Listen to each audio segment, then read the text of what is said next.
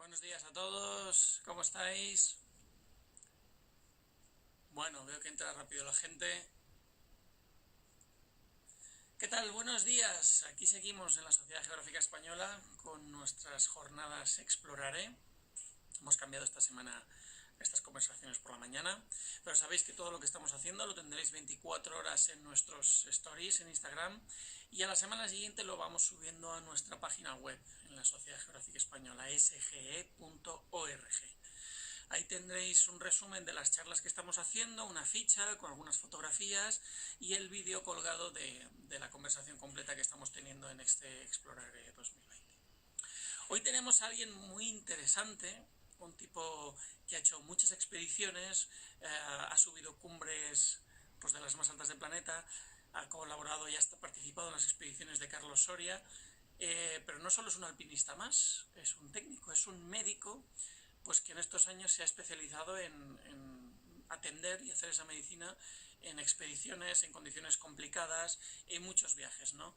Y nos ha parecido muy interesante contar con él para que nos cuente su experiencia y los consejos pues a cualquier interesado en esas primeras atenciones sanitarias y en las cosas que uno se puede encontrar, como es Carlos Martínez, que yo creo que está por aquí ya.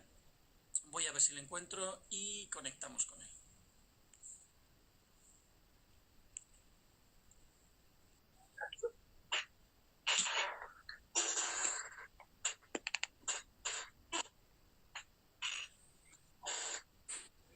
Buenos días, Carlos. Hola, buenos días, ¿qué tal? ¿Cómo estás? Perfectamente. ¿Me ves bien? ¿Me oyes bien? Sí, todo perfecto. ¿Tú a mí también? Genial. Muy bien. Ahí estás. Entre los comentarios, pero ahí estás. Muy bien. Bueno, un placer tenerte por aquí. Tenía ganas yo de hablar contigo, Carlos. Un tipo que, como él mismo dice, pasa desapercibido, pero has estado en muchos fregados y has subido cumbres, has estado con Carlos Soria, has hecho expediciones increíbles y además con un trabajo muy interesante como médico. Carlos es médico, médico de urgencias, médico especializado en rescate, ¿no? Y hace unos años empezaste como médico de expediciones. Oye, cuéntame cómo empiezas con esto. Pues bueno, cuando uno empieza a plantearse su carrera como médico, realmente no piensa en acabar haciendo expediciones, ¿no? Realmente.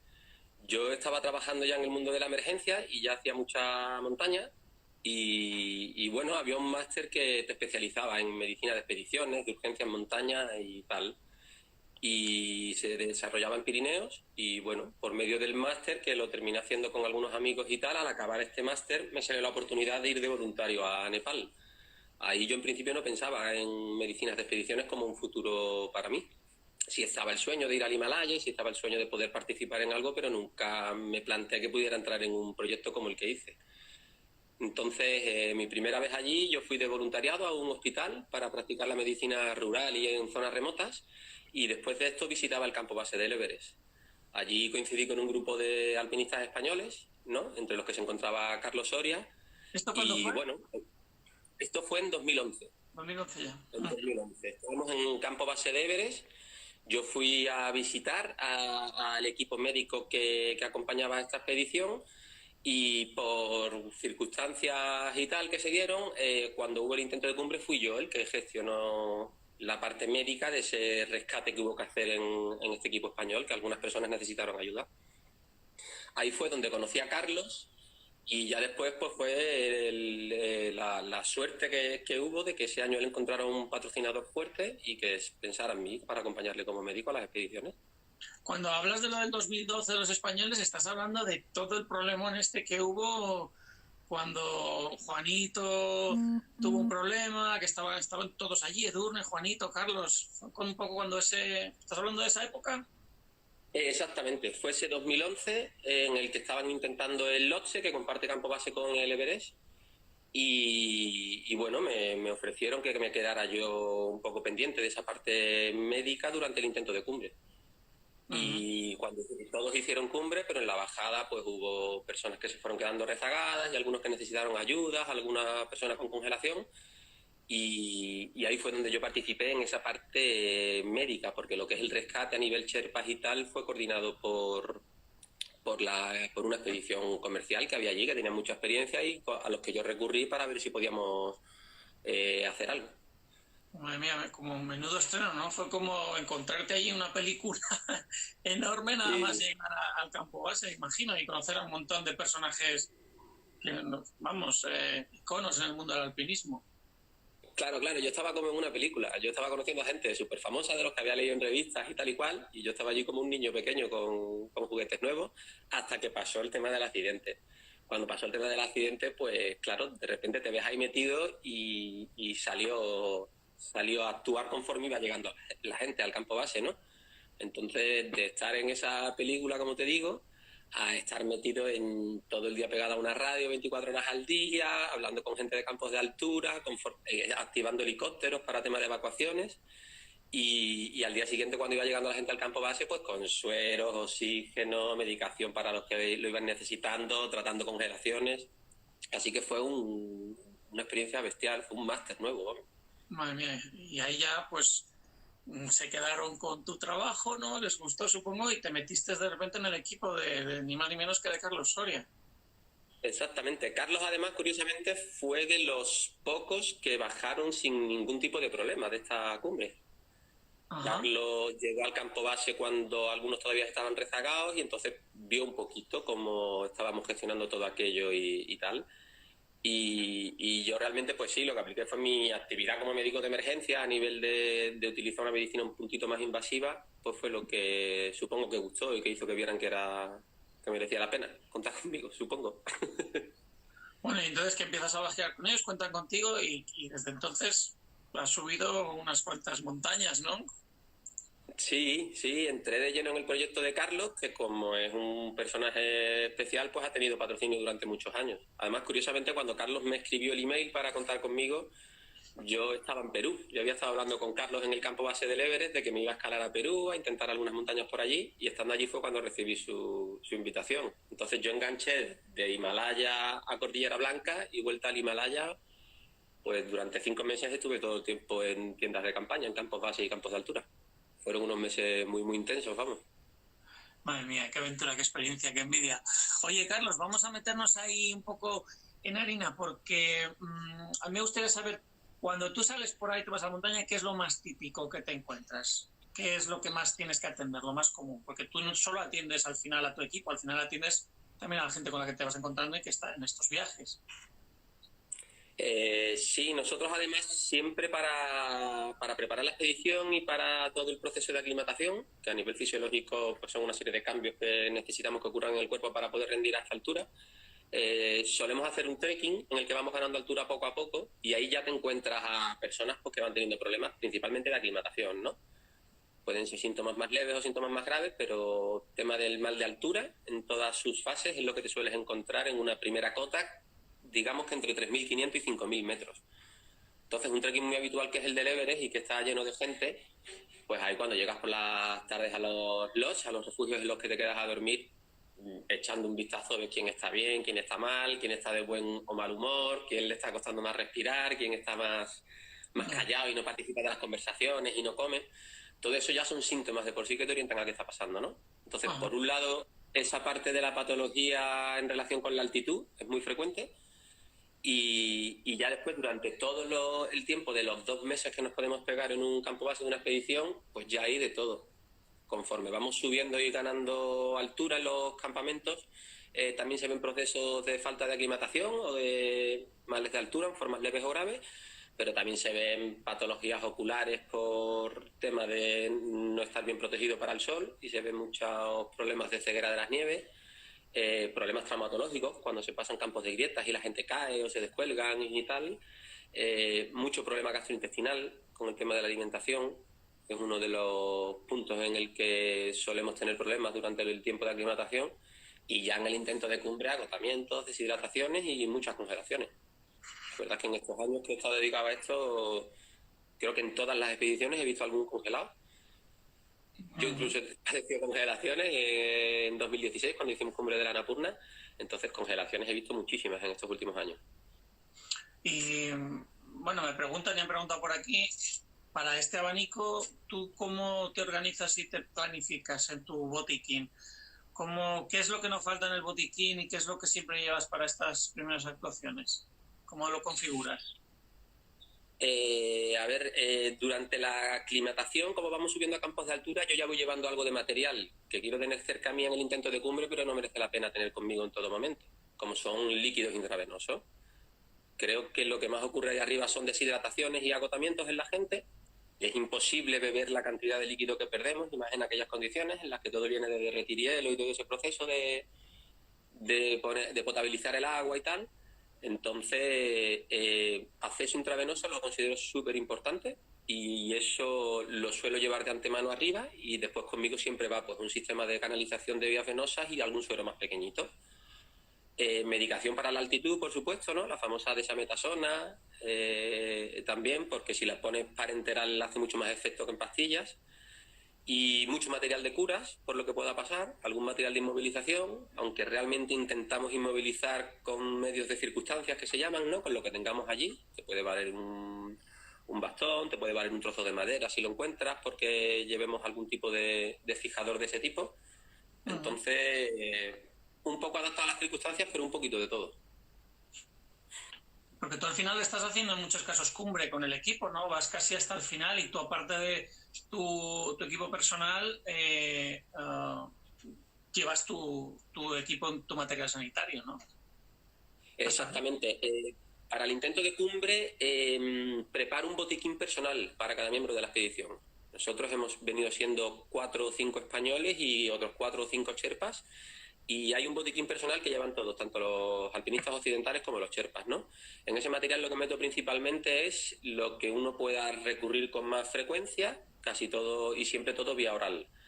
Alguna suplementación, sales, que son súper importantes para cuando estás arriba y te estás deshidratando, y así potabilizas el agua y le das un poco de mineralización. Algún antiinflamatorio para dolores de cabeza y tal, algún antiemético por si hay vómitos, y las pastillas para tratar el mal de altura, ¿no? Que hay una triple medicación: la desametasona, el famoso Edemox, que es un diurético, la acetazolamida, y el nifedipino. Ese es el tratamiento habitual del edema pulmonar o del edema cerebral, que son las formas graves del mal de altura, y eso cada alpinista lleva el suyo. De modo que todos sabemos que esa persona lleva una dosis concreta para lo que pueda pasar. Lo normal es que la primera dosis la diera yo para darlo de una manera más potente, porque yo sí lo llevo todo en inyectables, y ya un mantenimiento que sabemos que cada uno tiene el suyo. Me están preguntando por aquí si utilizas hipertónico y manitol para edemas. No lo he utilizado, me lo he planteado, lo he hablado además con intensivistas y con gente que lo maneja muchísimo. Creo que vendría bien, pero no se ha dado las circunstancias. Lo he tenido, lo he llevado conmigo en las 2 últimas expediciones. Me costó incorporarlo al botiquín, pero al final lo llevé. Existe también el problema del mantenimiento de la medicación, ¿no? De los fármacos que llevas contigo. Realmente no se sabe si en las condiciones en las que estamos ahí arriba puede haber algún tipo de desnaturalización a nivel del líquido y del fármaco, y si hace el efecto deseado. Entonces, todo lo que introduzcas a la persona accidentada, tienes que tener en cuenta las complicaciones para poderlas resolver. Si me voy a meter en un fregado demasiado grande, es mejor a lo mejor no hacer determinadas maniobras, ¿no? Y después, por supuesto, tener en cuenta que estamos a 7.000 y a 8.000 metros muchas veces, que no tenemos esa seguridad de un hospital, esa monitorización y muchas ayudas que tenemos en la medicina hospitalaria.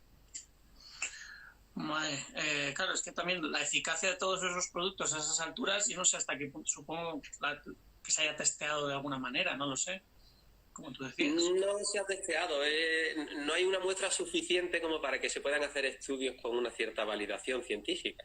O sea, haría falta mucha gente a los que ponerles manitol para que realmente podamos hacer un estudio, y eso significaría que la expedición está siendo un desastre si le tengo que poner manitol a mucha gente allá arriba. ¿Qué es el manitol, Carlos? El manitol es un líquido que introducimos para disminuir la presión intracraneal en el cerebro. Es una sustancia que cada vez que se sospeche por unos síntomas que podemos ver en la exploración de un paciente, que hay sospecha de hipertensión intracraneal. Entonces eso es malo para los vasos sanguíneos y para todo el tema de todos los procesos cerebrales, y necesitamos disminuir y normalizar esa tensión. ¿vale? Y actuaría bastante más rápido que todas estas sustancias que te he comentado para el mal de altura, que entre ellos la acetazolamida, que también es diurética, también terminará disminuyendo un poquito esa hipertensión, pero de una manera más lenta, porque va actuando a nivel de la tensión arterial primero, no es tan específico a nivel cerebral.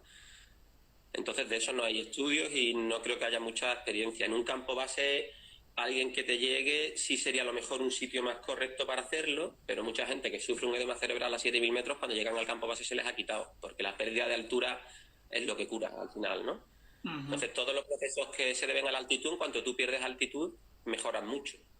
Por eso también existe una cámara hiperbárica, ¿no? Que lo que simula es perder altitud muy de golpe y te mejora la sintomatología mucho. He llevado cámaras hiperbáricas conmigo también, vamos, y las he utilizado. Fíjate. Y cómo, no sé si es habitual en este tipo de expediciones que cuenten con un personal médico como tú y con todo este material, porque la gente, y más ahora que estas imágenes que hemos visto subiendo al Everest, haciendo cola, la gente, bueno, es casi de locos, ¿no? Tú eres un poco el referente de que se hace de otra manera, esto hay que prepararlo bien y con un equipo especializado en cada ámbito, ¿no? Sí, bueno, yo he tenido muchísima suerte. Yo he entrado con un equipo y con una persona como es Carlos, que son gente que me han recibido muy bien y que no he sido el médico, ¿no? Que es esa persona que está apartada del grupo y que es mejor no verlo porque significa que tienes algún problema. Yo desde que empecé me metí mucho con el tema de la prevención y de mantener a todo el mundo sano y en forma, tema de suplementación, tema de muchos controles médicos, que ahora si quieres hablamos un poquito de distintos controles y algún tema de investigación que he hecho en las expediciones. Y creo que eso me hizo entrar muy bien en el grupo y que me consideraran uno más. Y después al ver que soy alpinista, pues siempre entendieron, tanto Carlos como nuestro patrocinador, que yo soy montañero, además de médico, y que yo quería moverme por la montaña y que quería subir. ¿Qué ocurre con esto? Pues que también es algo novedoso, por decirlo así, o lo fue novedoso en su momento, porque hay expediciones que llevan médicos que se suelen quedar en campo base. Ajá. Y también hay médicos que son excelentes alpinistas y que van a las cumbres, pero van como alpinistas, metiéndose de lleno en una expedición. En mi caso, yo he tenido la oportunidad de ir trabajando como médico, pero de ir acompañando al grupo. A mí me parece vital, porque los accidentes ocurren arriba. En el Himalaya estamos hablando de que una persona que se accidente a 7.500 metros y yo estoy en el campo base, a lo mejor tardo 2 días en llegar o 3 días, ¿no? Sí. Entonces, hay que estar ahí arriba si de verdad quieres ayudar y comerte esos marrenes, ¿no? Si quieres estar in situ en ese tema. Y sí, yo no me he encontrado con médicos que lo hagan. Yo he conocido a médicos de otras expediciones y he conocido a médicos que iban como alpinistas a expediciones, pero yo no he conocido a otros médicos que vayan como médicos y con un botiquín totalmente marcado y establecido, con un Sherpa que es el que me ayuda en caso de que pase algo, como que todo lo tenemos planificado y gestionado para resolver esos accidentes, ¿no? Entonces, de esta manera sí que es verdad que es algo muy, muy particular y muy especial, vamos. No, pero vamos, yo no soy alpinista, pero intuyo, como bien dices, que los problemas surgen más arriba. Entonces es donde quizás más falta hacéis y esa primera intervención, como dicen también por aquí, ¿no? Es la vital. Sí, hoy en día también el helicóptero ayuda mucho, porque los helicópteros cada vez llegan más altos y entonces hay veces que a una persona que está en muy mal estado se le puede recoger con un helicóptero, que lo recogen con la técnica long line que se llama, ¿no? Que es con el cable, que el helicóptero no tendría que aterrizar y ese paciente sí te llega al campo base. Pero normalmente cuando hay un accidente también hay mal tiempo, también hay nubes o hay viento y el helicóptero no vuela en esas circunstancias. Entonces no se puede depender totalmente del helicóptero, ¿no? El helicóptero es un medio excelente para el rescate, pero tiene limitaciones y por eso considero que hay que estar arriba y que además hay que estar con un material acorde. Dentro del botiquín no lo hemos comentado, pero también entra el oxígeno. El oxígeno genera mucha controversia en el alpinismo de si la pureza del estilo y tal, pero está claro que como tratamiento es una herramienta esencial, porque a la gente lo que le falta en altura es oxígeno, ¿no? Entonces el oxígeno para un uso medicinal también es una parte importantísima del botiquín, que realmente es la que más ayuda y la que más cura. Oye, Carlos, estabas hablando antes de esa parte que tú al final estás con el equipo y no solo eres un médico que está apartado y tú les haces un seguimiento, ¿no? Oye, ¿cómo es eso? ¿Tienes una planificación concreta para hacer un seguimiento? ¿Qué plan tienes cuando tú sales de viaje con la gente con la que vas? De seguimiento, de establecer perfiles de la gente o qué controles les vas haciendo. ¿Qué factores tienes en cuenta con ellos? Sí, pues mira, yo como has dicho tú al principio me dedico a la medicina de emergencias, ¿no? Extrahospitalaria con trabajo en ambulancias y helicópteros aquí en la comunidad andaluza. Pero aparte mi especialidad vía MIR, digamos, fue medicina deportiva. Uh-huh. Entonces, ese conocimiento sobre la medicina deportiva y cómo hacer el seguimiento de un deportista es lo que yo he intentado llevar al Himalaya y al equipo con el que iba.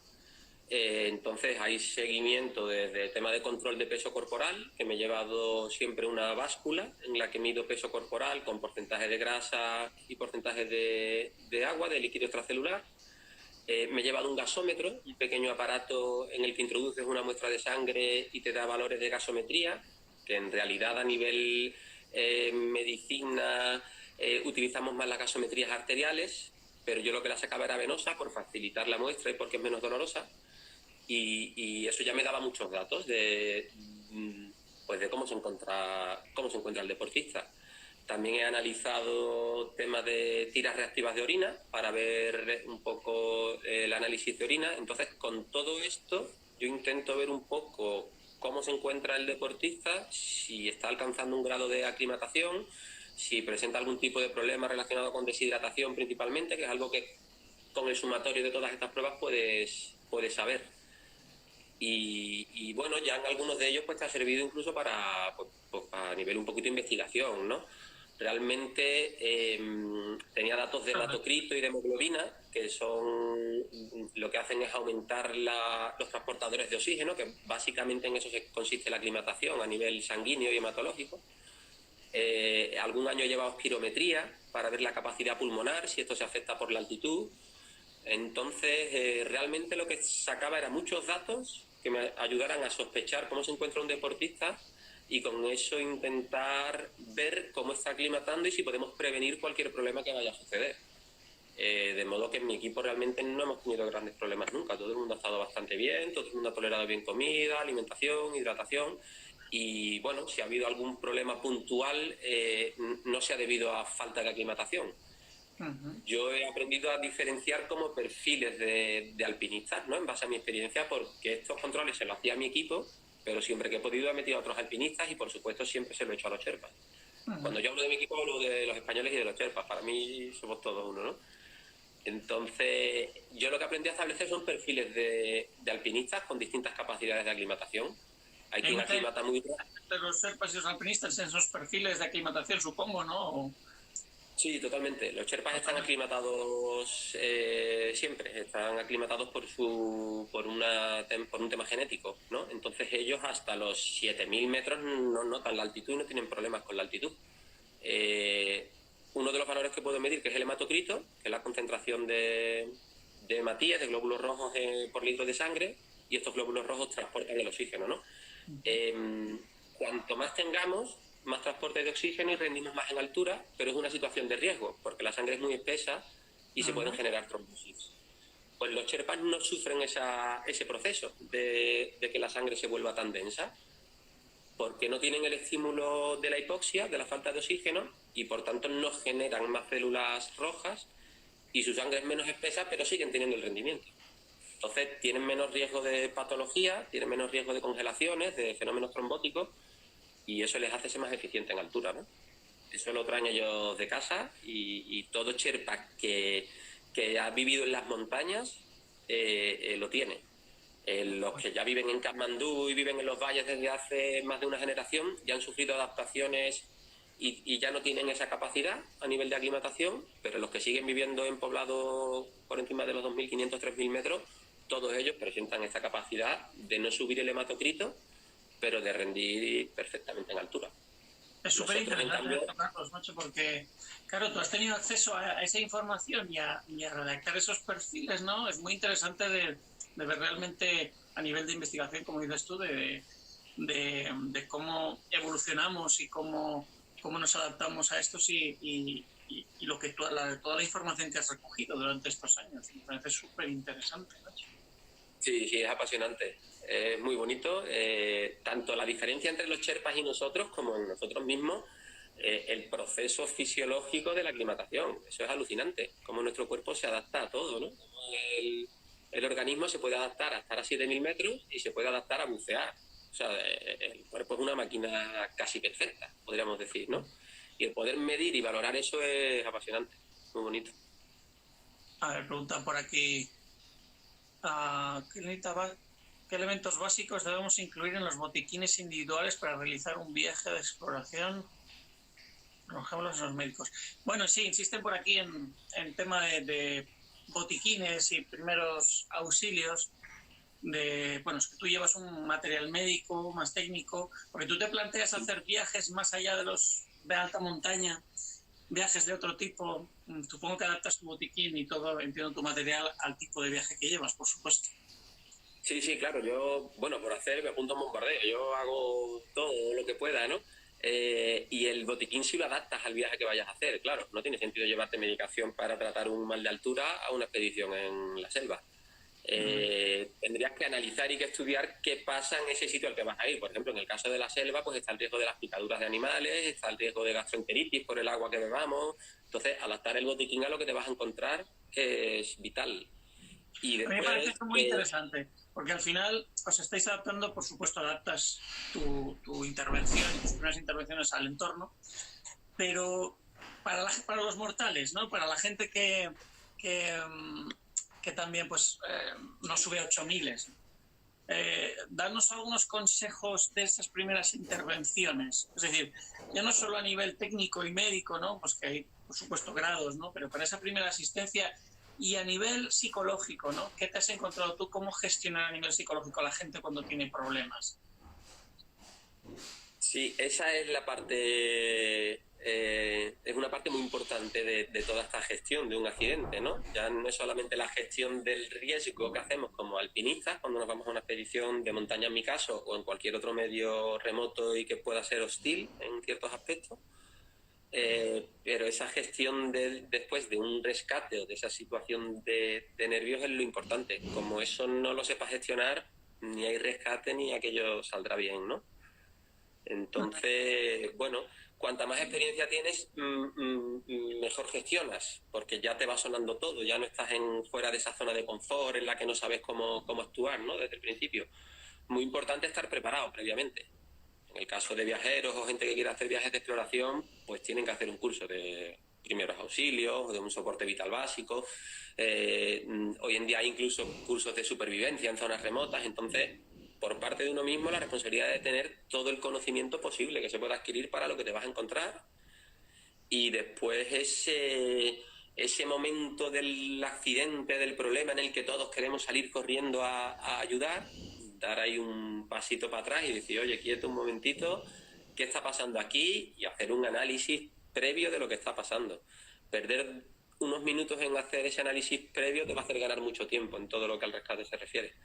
Entonces no queramos correr de primeras a tocar a la persona. Si la persona está en un sitio de riesgo, vamos a analizar en qué sitio está y cómo sacarla antes de meternos nosotros también en ese sitio de riesgo. Creo que mucha de la gestión que se hace de cara al alpinismo, ¿no? A lo que sería un rescate en grietas, un rescate en glaciares, un rescate en distintos medios, es aplicable a cualquier actividad. Si te vas a hacer una ruta de cicloturismo, que te vayas a una zona remota a recorrerte durante un mes un desierto, un sitio remoto y aislado, que también es otra de mis pasiones y también he hecho varios viajes de este tipo. Tú estás en un sitio en el que tienes que hacer una gestión de esa primera asistencia como interviniente, pero también de cómo evacuar y de cómo salir de allí, ¿no?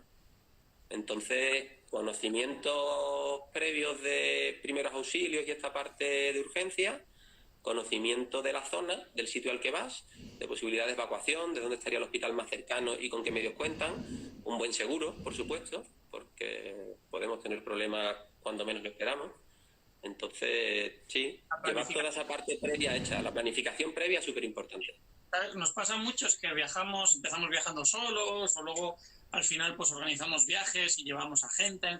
No tenemos la suerte de ir con un médico como tú en estos viajes y es fundamental que te informes mínimamente o tengas unos conocimientos de primeros auxilios para resolver cualquier gestión. Desgraciadamente, si te pasa algo en zonas demasiado remotas donde el acceso sanitario va a tardar días, pues se puede complicar mucho la cosa, ¿no? Pero, jolín, no todos tenemos la suerte de ir a alguien como tú, a ver si consigo engañarte para que te vengas a una de mis expediciones. Bueno, a ver, propón, y a ver si llegamos a un acuerdo.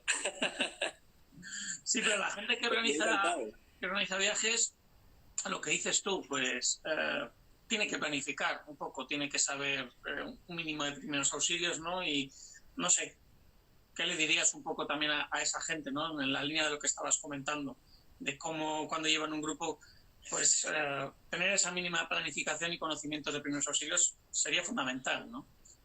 Sí, por supuesto, que se formen. Mi recomendación es que se formen. Hoy en día muchas federaciones de montaña, muchos clubes, muchos grupos realizan cursos de primeros auxilios en el que intentan pues contar con la ayuda de profesionales para que puedan contar su experiencia, no solamente la teoría, porque la teoría la puedes encontrar también muchas veces, ¿no? Hoy en día es muy fácil, pues hay libros también de primeros auxilios en medios remotos, o sea que la teoría de cómo preparar un botiquín y de cómo afrontar ciertas cosas la encuentras. Lo importante es hacer algo que sea muy práctico y que de verdad lleven a zonas remotas o a zonas fuera de confort en el que practicar todo eso.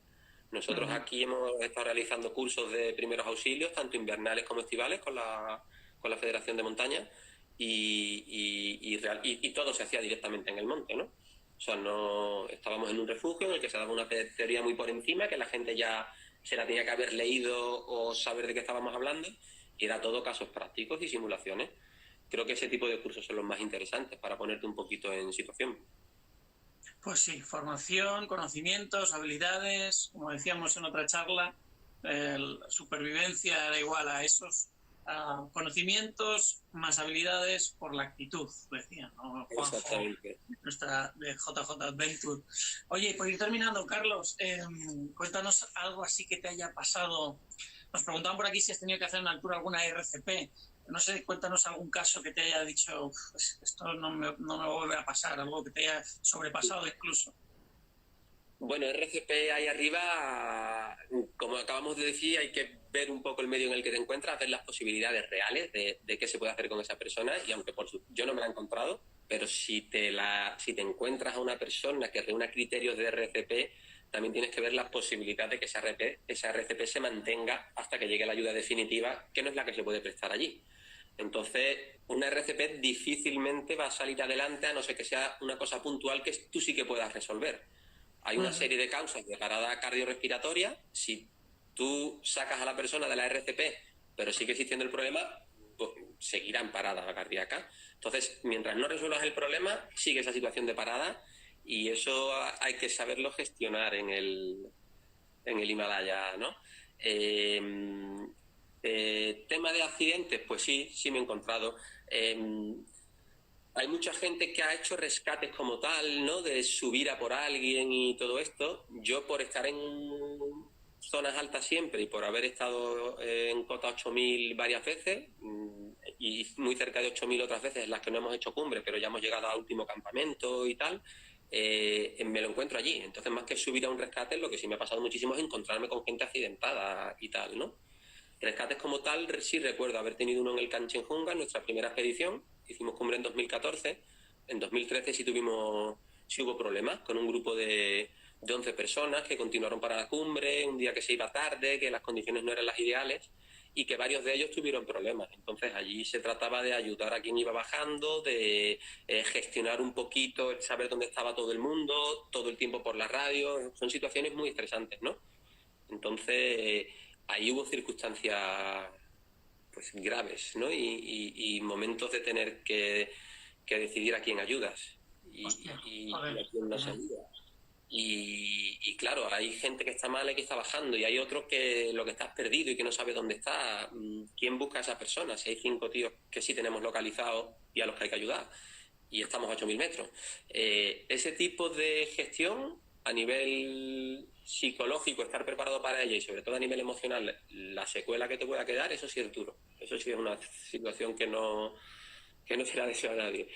Y después otros rescates, pues de alguna vez que hemos estado, por ejemplo, en el Sisapagma, hubo una avalancha, se dio a 3 personas por fallecidas, de repente alguien desde el campo base vio con unos prismáticos que uno de ellos se movía, pues venga, sí, vamos a por él, y lo que tardas en subir 3 o 4 horas para ayudarle, tardas 2 días en bajarle, por cómo se encuentra el accidentado. Esa parte sí es dura a nivel psicológico y a nivel mental, pero este rescate en concreto fue estupendamente, salió estupendamente y eso sí también gratifica muchísimo, ¿no? O sea que por un lado ves que los accidentes y las cosas están ahí, pero por otro lado lo que te supone a ti ayudar a alguien, bueno, también lo tengo en mi día a día, ¿no? Pero de esta manera, con personas con las que además empatizas mucho porque están haciendo lo mismo que tú en esa montaña, este caso concreto era gente de mi edad, gente joven, con toda la ilusión del mundo, queriendo hacer lo que hacían, y poder ayudar en eso es bonito, muy bonito. Ya, en unas condiciones tan extremas, pero que me imaginaba la situación en la que tener que valorar sanitariamente una situación y unas personas para elegir tú sí, tú no. Uf, madre mía. Sí, bueno, realmente no es decidir así a ver quién tal, ¿no? Realmente es muy evidente, si lo ves desde fuera y con sentido común, es muy evidente que una persona que se ha perdido a 8.000 metros, si está llamando por la radio, ayúdenme, pero no sabe dónde está, es muy difícil hacer algo por esa persona si se ha salido de la ruta y está perdida, ¿no? Entonces había gente repartida por toda la montaña, desde 7.600 hasta los 8.000, casi 600 del Canchenjunga. Nadie sabía de estas personas. Tú intentas hablar por radio con todo el mundo para ver si alguien sabe de él, si ha visto alguna traza, algún resto de ropa, de algo de este alpinista, y si nadie lo encuentra y nadie sabe nada, y te van llegando marrones, pues realmente allí se hizo. Yo allí lo hice. Ha sido más duro a posteriori que en aquel momento, ¿no? A posteriori, cuando tú dices, joder, lo que hemos pasado aquí arriba, ¿no? Ahí es cuando realmente te quedas un poco con esa mochila y es lo que te hace pensar. En el momento, si te soy sincero, fue muy clara la actitud y fue muy evidente. La persona que me llamaba desde el campo base de primeras pues se rebotó mucho cuando yo le dije, mira, no podemos hacer nada, no podemos ir a buscar a esta persona. Eso le sentó como una losa, pero después el hombre lo entendió perfectamente. Cuando yo bajé de los campos de altura vino a darme un abrazo y bueno, al final pues todo el mundo que estamos allí sabemos de qué va aquello, ¿no? Y sabemos a lo que nos enfrentamos allá arriba. Han sido unos años apasionantes en los que, bueno, pues aparte del desarrollo como alpinista o como médico de expedición, también está la gente a la que he conocido. Tengo muchos amigos en Nepal, muchos sherpas con los que hemos repetido expediciones y que hemos sido como una familia durante muchos años. Y después los compañeros con los que he hecho expediciones, ¿no?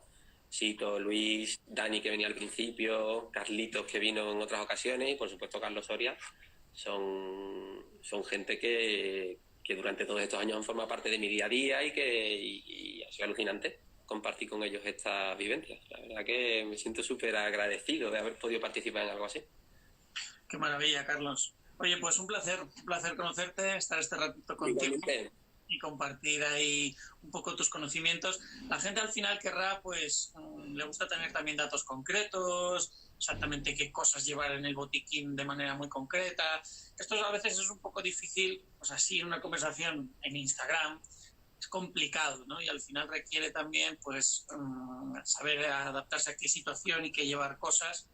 Pero a mí me gustaría ver si conseguimos, cuando pase todo esto, sacamos adelante nuestras jornadas explorarias de verdad, nuestros talleres que haremos en Madrid con vosotros, y ahí ya tener oportunidad de entrar en profundidad en las cosas que llevas, cómo las utilizas y demás. Claro, sí, tiene más sentido así, porque decir ahora una lista de medicamentos, de material de curas, etcétera, pero no poder hablar de una aplicación no tendría mucho sentido.